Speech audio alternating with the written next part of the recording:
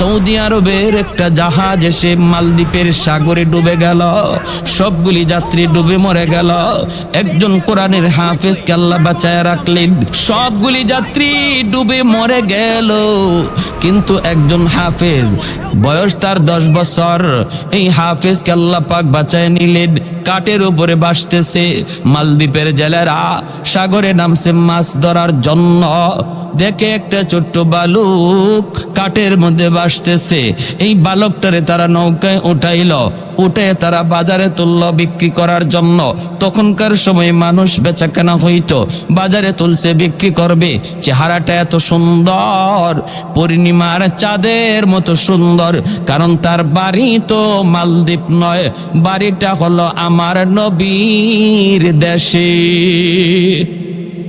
আমার নবী, আপনার নবী, রহমতের নবী, মায়ার নবীর দেশের বাচ্চা। চেহারার মধ্যে এত নূর, এত মায়া রে। ওই হাফেজ কোরআনকে তারা তুলল বাজারে বিক্রি করার জন্য। মানুষজন আসে কেনার জন্য, কিন্তু অনেক দাম চায়, অনেক মূল্য চায়। এই মূল্যের কারণে কেউ নিতে পারে না। একজন হিন্দু মহিলা, মালদ্বীপ শহরের সমস্ত মানুষ ছিল তারা মুশরিক, মূর্তি পূজা করত, অগ্নি পূজা করত। ওই অবস্থায় একজন হিন্দু মহিলা আসলো কেনার জন্য।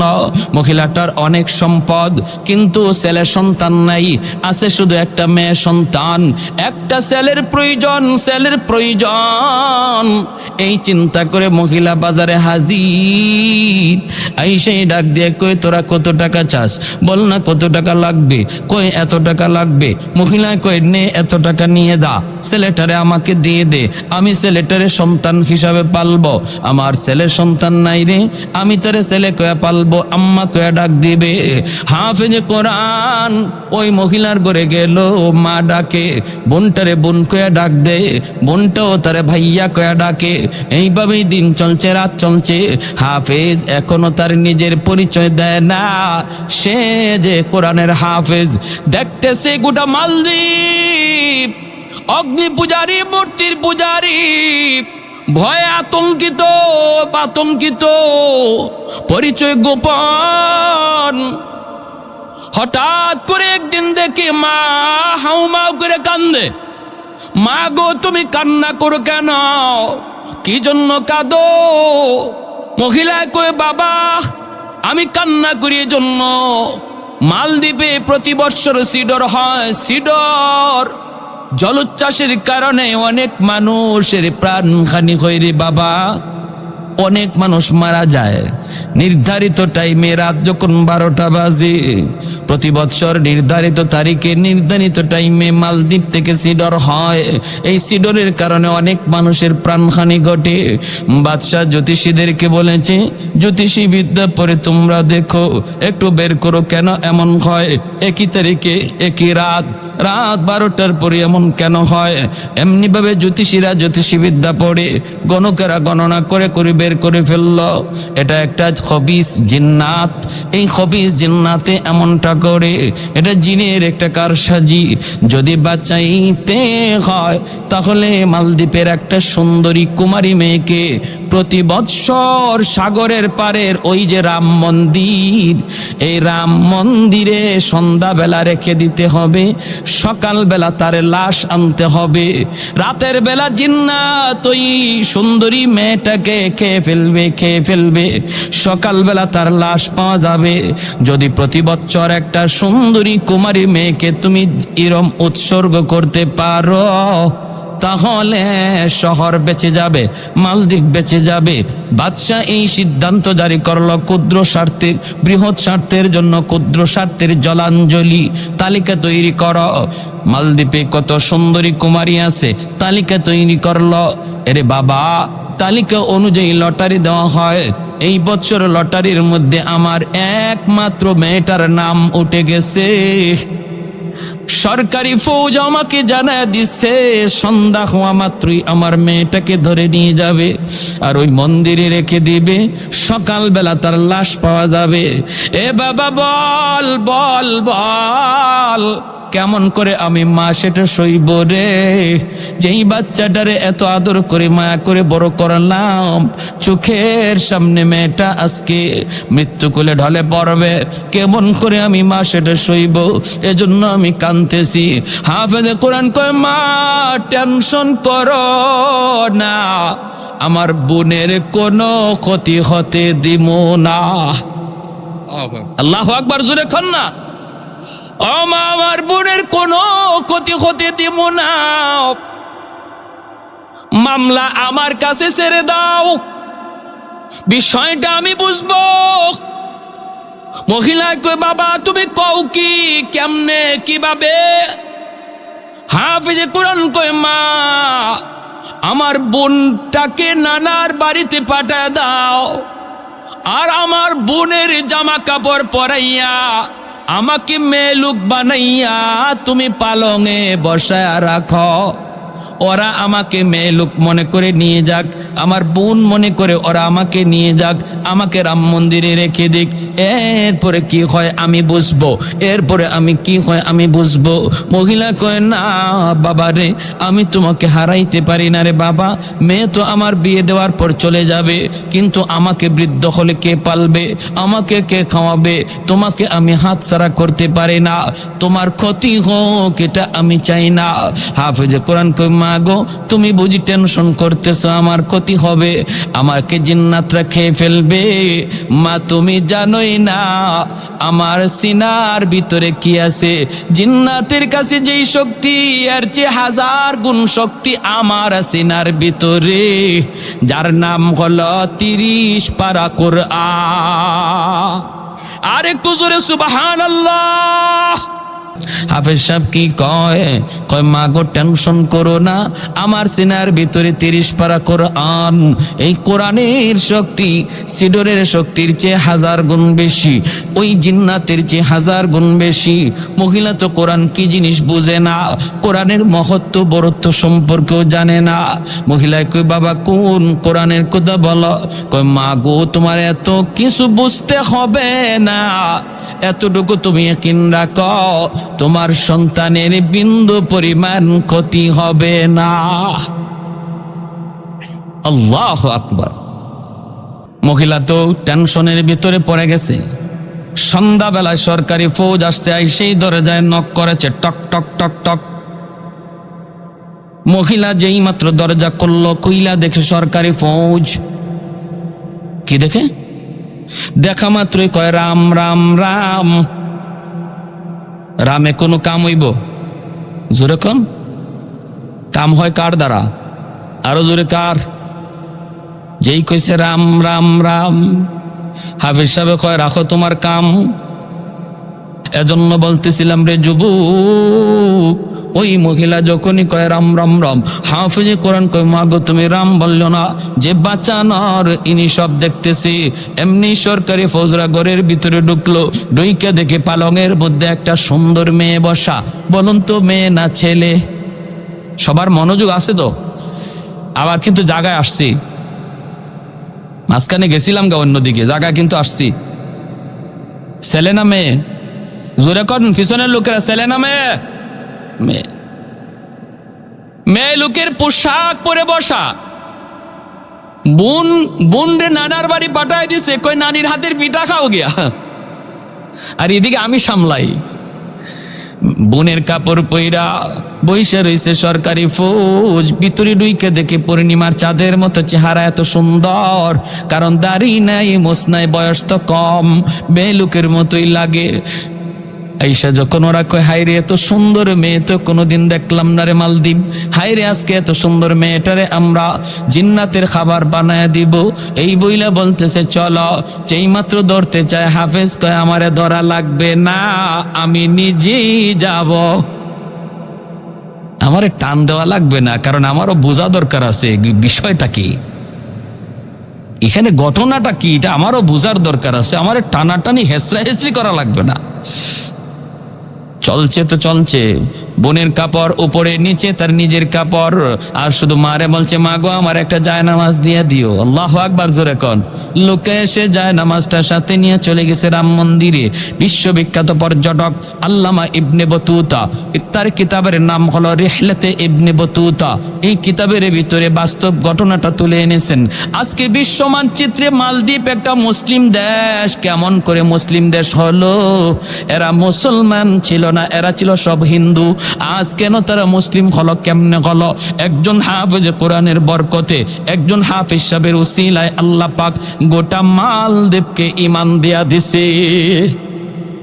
চলে গেল রাম মন্দির, মন্দিরের ভিতরে রেখে সরকারি ফৌজ তারা চলে আসলো। আর হাফেজ সাহেব মন্দিরের ভিতরে ঢুকেই সে মেয়ে লোকের পোশাক টাস টাস করে খুলে ফেলল। নিচে তো নিজের পোশাক, যায় নামাজ খানা বিছাইয়া মন্দিরের ভিতরে আল্লাহর কদমে সেজদায় পড়ে গেল। আল্লাহর কদমে সেজদায় পড়ে কই, মালিক আজ প্রমাণ হবে জিন্নাতের পাওয়ার বেশি নাকি তোমার কোরআনের পাওয়ার বেশি। আজ প্রমাণ হবে গো মালিক, আজ প্রমাণ হবে ইসলাম ধর্ম সত্য নাকি ভিন্ন ধর্ম সত্য। আজ প্রমাণ হবে সূরা ইয়াসিনের পাওয়ার বেশি নাকি এই সিডরের পাওয়ার বেশি। আল্লাহর কালাম তেলাওয়াত করা শুরু করে দিল। রাত যখন 12টা বেজে গেল, এ মন্দিরের ভিতর থেকে সাগরের দিকে তাকায়, সাগরের দিকে তাকায়, দেখে সাগর থেকে পানিটা এরকম ভাবে অদ্ভুত আকারে রূপ নিয়া, অদ্ভুত আকারে রূপ নিয়া এই পানিটা উঁচু হইয়া মালদ্বীপের দিকে আক্রমণের জন্য রেডি হয়েছে। এমনি হাফেজে কোরআন মন্দির থেকে সূরাতুল ইয়াসিন, আল্লাহর কোরআনের সূরা ইয়াসিন পইরা ফু দিল। চুকির পানিটা ঝরায় ঝরায় কান্দে আর কয়, মালিক আজ প্রমাণ হবে কোরআনের ইয়াসিনের পাওয়ার বেশি নাকি ওই জিন্নাতের পাওয়ার বেশি। আল্লাহ পাক সূরা ইয়াসিনটারে একটা অ্যাটম বোমার মতো আল্লাহ শক্তিশালী বানাইয়া, কোরআনের এই ফুয়ার বাতাসটারে আল্লাহ পাক পাওয়ারফুল বানাইয়া এই পানির বিপক্ষে আল্লাহ পাক পাঠায়া দিলেন, মোকাবেলায় পাঠায়া দিলেন। সাগরের মাঝামাঝিতে আল্লাহর কালাম সূরা ইয়াসিন যাইয়া এমন ভাবে সিডরকে, পানিকে আর জলোচ্ছ্বাসকে আঘাত করলো, মুহূর্তের ভিতরে পাহাড় পরিমাণ পানি আবার সাগরে দেবে গেল। আর একটু জোরে সুবহানাল্লাহ। কোরআনের পাওয়ার বেশি, ঠিক কিনা জোরে বলেন। আহাদুল লাইসা কামিসলি সামাদুল লাইসা কাফাদলি লিমানিল মুলকু তুগুই তো সাজাওয়ার খুদাই তো খুদাওন্দে আমি নি তো খুদাওন্দে ইয়াসারি তো খুদাওন্দ জমি নি তো খুদাওন্দ সমাই তো রহিমি তো করিমি তো সমিঈ তো বসিরি তো মুইদ্দি তো মুদিল্লি তো মালিকিল আরশি বজাই। জোরে কোন আল্লাহু আকবার। কোরআনের দাম আসেনি না নাই? পাওয়ার আসেনি না নাই? ঘরে কোরআন তেলাওয়াত করো, এরপরে কি হয় আরো মজার ঘটনা। তেলাওয়াত যদি ঘরের ভিতরে হয়, ঘরের ভিতরে শক্তি চলে আসে। তুমি যদি হালাল হারাম মাইনা চলো আল্লাহর গোলাম, তুমি যদি মানুষের হক নষ্ট না করো রে যুবক, প্রতিবেশীর সাথে ভালো আচরণ করো, তার জমি তুমি দখল কইরো না, না না মানুষকে অন্যায়ভাবে কলিজায় আঘাত দিও না, না স্ত্রীর সাথে খারাপ আচরণ কইরো না, সে তো তোমার ঘরে মজলুম, সে তো তোমার ঘরে দুর্বল। তুমি স্ত্রীর সাথে খারাপ আচরণ কইরো না, তুই তুকার কইরো না, মারধর কইরো না। আল্লাহ বলে আশিরু হুন্না বিল মারুফ, তোমরা তোমাদের স্ত্রীদের সাথে ভালো আচরণ করো। আমি আল্লাহ তোমাদেরকে উপদেশ দিচ্ছি, কারণ এই মেয়েটা বাবার ঘরে ছিল, ভাইয়ের কাছে ছিল, মা বাবা ভাই বোন সব সাইরা স্বামীর হাত ধরে অচেনা অজানা জায়গার মধ্যে চলে এসেছে। এই এলাকার মানুষগুলি কেমন আল্লাহর বান্দি জানে না, এই ঘরের মানুষগুলি কেমন তাও জানে না, শ্বশুরের মেজাজ কেমন জানে না, শাশুড়ির মেজাজ কেমন জানে না, ননদের মেজাজ কেমন জানে না। সব কিছুকে মায়ার মানুষ, মহব্বতের মানুষগুলাকে পর কইরা অচেনা মানুষগুলিকে আপন বানাইয়া যেই মহিলাটা চিরদিনের জন্য স্বামীর হাত ধরে আসলো, এই ঘরে স্বামী ছাড়া তার আপন বলতে কেউ নাই। তুমি স্বামী যদি তার একটু মায়া না করো, আদর না করো, একটু বুক ভরা ভালোবাসা না দেউরে যুবক, আল্লাহর বান্দি এই ঘরে সারাটা জীবন কেমন করে কাটাবে? তোমার কোনো আচরণে যদি সে কষ্ট পায়, রান্নাঘরে গিয়া যদি এক ফোঁটা চোখের পানি ঝরায়, আল্লাহর আদালতের ফাইলে গিয়া চোখের পানিটা জমা হয়। হাসরের ময়দানে বহু স্বামী স্ত্রীর মামলায় আল্লাহর আদালতে আসামি হবে। যারা স্ত্রীর উপরে জুলুম করেছ যৌতুক চাইয়া, আর এমনি ভাবে তার বাপের বাড়িতে টাকা চাইয়া, প্রেসার ক্রিয়েট কইরা যারা জুলুম করেছ রে যুবক, মনে রাইখো এই দিন নয়, এই জীবন নয়, মরণের পরের জীবনটাই হলো আসল জীবন। ওই জীবনে বহু স্বামী আল্লাহর আদালতে স্ত্রীর মামলায় আসামির কাঠগড়ায় দাঁড়ায় থাকবে। এজন্য বলি, স্ত্রীদেরকে মায়া কইরো আমার নবী, মায়ার নবী আম্মাদান আয়েশা সিদ্দিকা রাদিয়াল্লাহু তাআলা আনহা কই, নবী আয়েশা আমাকে বলতেছেন, আয়েশা গ্লাসের যেই জায়গা দিয়ে তুমি পানি খাইছো, আমারে গ্লাসটা তুমি দাও, বাকি পানিটা আমি খাবো। নবী বাকি পানিটা খাইতে যায়া অন্যদিকে নবীর গ্লাস মুখটা লাগানোর জন্য আমি বললাম নবী গো অন্যদিকে মুখটা লাগান। আমি ওই জায়গায় মুখ লাগায় পানি পান করছি। নবী কয়, আয়েশা আমি বাকি পানিটাও খাবো, আর যেখানে তোমার টুট লাগছে ওই জায়গায় টুট লাগাইয়া আমি পানি পান করব। তাহলে মহব্বত ভালোবাসা বিয়ার আগে নয়, বিয়ার পরে, ঠিক কিনা জোরে বলেন? বিয়ার আগেরটা হলো হারাম, আর বিয়ের পরের ভালোবাসা হলো সওয়াব আর সওয়াব, খালি নফল বন্দিগি, ঠিক কিনা? তুমি যদি এই সমস্ত বিষয়গুলি মান্না চলো, আর মানুষের হক ঠিকমতো আদায় করো, মানুষের হক যদি নষ্ট না করো, ঘরে যদি কোরআন তেলাওয়াত হয়, তোমার ঘরেও আল্লাহ পাক ওই রকম কুদরতি শক্তি দেয়া দেয়, কুদরতি শক্তি। ফজরের পরে ওই লোকগুলা আসছে এই লাশ নেওয়ার জন্য, সরকারি ফৌজ মন্দিরে আসছে লাশ নিব। আয়েশা দেখে লাশের কোনো বংশ নাই, এই মন্দিরে বৈশা এক হাফিজে কোরআন তেলাওয়াত করতেছে। সরকারি ফৌজরা কয়, কি ব্যাপার, লাশ কই, লাশ কোথায়? হাফিজ সাহেব হাসে আর কয়, লাশ তোমরা কোথায় পাইছো? কেন? সকাল রাতের বেলা যে মেয়ে লোক আনলাম, মেয়ে লোক কোথায়? মেয়ে লোকের বংশ নাই। কত রাত্রে যে আনলাম? আমাকে তোমরা আনছ? আনলাম মেয়ে, তুমি ছেলে, কি শুরু করছো? মাথা ঠিক আছে নি? হাফেজে কোরআন কয়, আমার মাথা পুরাপুরি ঠিক আছে, তোমাদের মাথা গেছে।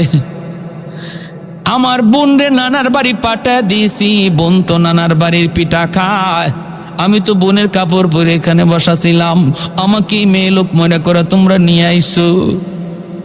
এমনি সরকারি ফৌজারা কও কি তুমি যুবক রে বালক, তুমি কও কি তাহলে তুমি যে মরলা না, সিডর হলো না, ঘটনা কি? হাফিজ সাহেব কয়, তোমরা কি মনে করছো সিডর আমাকে মেরে ফেলবে, খেয়ে ফেলবে? এ আহাম্মকের দল, তোমরা জানোই না আমার সিনার ভিতরে কত পাওয়ার। আল্লাহ আমার সিনার ভিতরে 30 পারা কোরআন রেখে দিয়েছে, যার পাওয়ার হলো সিডরের চেয়ে হাজার গুণ বেশি। আমি তো আল্লাহর কালামের 30 পারা কোরআন তিলাওয়াত করি না, মাত্র সূরা ইয়াসিন পড়া ফু দিলাম, এতেই সিডরের জায়গায় দেবে গেল, সামনে আসার সাহস পেল না, আমারও কোনো ক্ষতি হলো না। তোমরা কি শুরু করছো? জিন্নাতের সাথেই তোমরা পারো না, সমস্ত ক্ষমতা লইয়া জিন্নাতের সাথে পারো না। আর মুসলমান কোরআন লাগে না, বরং কোরআনের একটা সূরা পইরা ফু দিলে জিন্নাতের অস্তিত্ব থাকে না, ঠিক না? হ্যাঁ, উলামায়ে কেরামরে জিন্নাতরা খুব ভয় পায়, এজন্য, কারণ এদের সিনায় কোরআন আছে, খুব ভয় পায় জিন্নাতরা। আমার এক ওস্তাদ ছিলেন সিলেটে, রমজান মাসে হুজুরের ছাত্রদেরকে পড়াইতেন। হুজুর অন্ধ ছিলেন, অন্ধ, চোখে দেখতেন না। আমরা সরফ নহ পড়ার জন্য হুজুরের কাছে যাইতাম। আমি রমজান মাসে গেছি একবার ট্রেনিংয়ে, যাইতেই ক্লাসে যখন বসছি হুজুর আসবেন এর আগে আরেক উস্তাদ আসছেন, এসে বলতেছেন বাবা তোমরা তো এখানে বসছো ক্লাসে, কিন্তু মনে রাখবা হুজুরের ক্লাসে শুধু তোমরা না, আরেকটা জাতি আছে। এই জাতি তোমাদের মতোই মানুষের বেশ ধরে ক্লাসে বসছে হুজুরের ক্লাস শোনার জন্য। বেয়াদবি করবা না, যদি করো ক্ষতি হয়ে যাবে। এই কথা শোনার পরে আমরা ছোট মানুষ, আর কলিজার পানি আছে। গেলাম হুজুরের কাছে রাতে, ঘটনা কি শুনলাম যে হুজুরের এখানে রাত 12টার পর অত্র এলাকার যত জিন্নাত আছে সমস্ত জিন্নাতদের ভিতরে যত মারামারি ঝগড়া ফাসাদ হয় সব বিচার হুজুর নিজে করেন রাত 12টার পরে। জিন্নাতদের ভিতরে যত মারামারি ঝগড়া ফাসাদ এর বিচার হুজুর করে রাত 12টার পরে। আমারে খুব মায়া করতেন হুজুরে, খুব মায়া করতেন। একদম ক্লাসের সামনে বসতাম, কিতাবের এবারত আমি পড়তাম, আর আমারে খুব মায়া করতেন। এশার নামাজ পড়ে তারাবি হইল, তারাবির পরে আমি একদিন গেলাম হুজুরের কাছে, প্রায়ই যাই, গিয়ে খেদমত করতেছি, অন্ধ যাই আগে হাতে ধরতেই বুঝে ফেলতেন নাসির আসছো, আমি জি হুজুর। তো পা টিপাইতেছি টিপাইতেছি। আমার আজকে উদ্দেশ্য হইল আরেকটা, আমার উদ্দেশ্য হইল আজকে রাতে 12টার পরেও আমি যাবো না, আমার দেখতে হবে বিচার কেমনে হয়। এখন 12টা কাছে যেতেছে, 11টা হয়ে গেছে, 11:30 বাজে। হুজুর বলতেছে নাসির কয়টা বাজে? আমি হুজুর 11:30টার কাছাকাছি। বাবা চলে যাও। আমি তো লড়ি না, আমি বলতেছি হুজুর আমার দেখতে মন চায়। হুজুর কয় বাবা ভয় পাবা, চলে যাও, ভয় পাবা। হুজুর বলতেছি না ভয় পাবা, যাও। এরা একদিন এমনি তোমার খাদেম হয়ে পিছনে ঘুরবে, এখন ভয় পাবা, চলে যাও। চলে আসছে। খালি আমার ক্লাসমেটটা, আমরা যে রুমে ঘুমাই এখানে আসছি, একজনে কইতেছে নাসির ভাই আমার প্রস্রাবে ধরছে, যাও প্রস্রাব করে আসো। অপ্রস্রাব করতে গেছে, প্রস্রাব যে জায়গায় করবে এখানে পাশে একটা জঙ্গল, ওইখান থেকে দৌড় দিয়ে রুমে আইসা কয় আমি শেষ, একদম মুখ দিয়ে ফেফড়া বাইরে গেছে। আমরা তাড়াতাড়ি ধরলাম, ধরে এখন কি হয়েছে, হুশ নাই। কয় আমি দেখলাম জঙ্গলের ভিতরে একটা মহিলারে আর একটা পুরুষে পিটাইতেছে, সাদা পোশাক, আর কাঁদতেছে আর দৌড়তেছে জঙ্গলের ভিতরে। ছোট বাচ্চা দেখে তো ভয় পাইছে। এখন হুজুরের মেয়ের জামাই আসছে, আইসা উনি এই সংবাদ শুইনা হুজুরে গেছে জঙ্গলের সামনে। হুজুরের মেয়ের জামাতা উনিও আমাদের উস্তাদ, উনি জঙ্গলের সামনে গিয়ে দেওয়া ভাষণ, শোনা আব্বা এত করে কইল তোমাদেরকে যে কোনো ছাত্রের সামনে তোমরা এমন কোনো কাজ কইরো না যে কাজে ছাত্ররা ভয় পায়, কারণ এরা নবীর মেহমান, এরা নবীর মেহমান, এরা নবীর মেহমান। অতএব আজ যেটা করছো বিচার কি হবে ভালো করে বুঝে যাইও। এই কথা কইয়া উনি জঙ্গলের সামনে এক ভাষণ দিছেন, জঙ্গলের সামনে। ফজরের সময় আমি যাইতেছি মসজিদে, হুজুরে লাঠি বড় দিয়ে চলে যেতেছেন, আর আমি পিছনে পিছনে জায়গায় ধরতেই হুজুর বলতেছে নাসির, আমি জি হুজুর। ঘটনা ঘটছে রাত 12টার দিকে, আর 3টা বাজে আমি হুজুরে নিয়ে মসজিদে যাইতেছি। এর ভিতরে কেউ হুজুরের কাছে যাই নাই। আমি গিয়ে লাঠি ধরতে হুজুর বলতেছে নাসির গত রাতে কি হয়েছে? আমার খবর হয়ে গেছে নি? আমি বললাম হুজুর এই ঘটনা। তখন হুজুর বলতেছে বাবা ওরা খেয়াল করে নাই যে এখানে একটা মাদ্রাসার ছাত্র প্রস্রাব করতে বসছে, হাজত সারতে বসছে, ওরা খেয়াল করতে পারে নাই। এজন্য আমার কাছে আইসার সাথে সাথে মাপ চাইছে, আর বলছে আর কোনো দিন এমনটা করবে না। অতএব আমিও মাফ করে দিছি, তোমরা মাফ করে দিও, আর এত রাত যাইগো না, এত রাত জাগনা থাইকো না। এজন্য জিন্নাতরা উলামায়ে কেরামকে খুব শ্রদ্ধা করে, খুব শ্রদ্ধা করে, কারণ এটা আল্লাহর কালামের খাতিরে, ঠিক কিনা?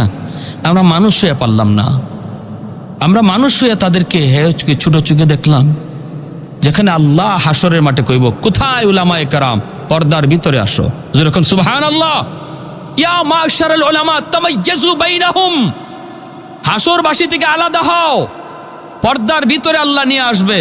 একজন আলেম ভুল করেছে, আল্লাহ বলবে কেন ভুল করছো? তখন বলবে আল্লাহ ভুল হয়ে গেছে, ইন্নী লাম আদা ফীকুম ইলমি লিউআযিবাকুম।